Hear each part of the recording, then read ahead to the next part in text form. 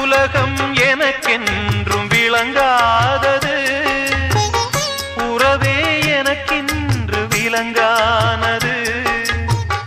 அடடா முந்தானை சிறையானது, இதுவே என் வாழ்வில் முறையானது.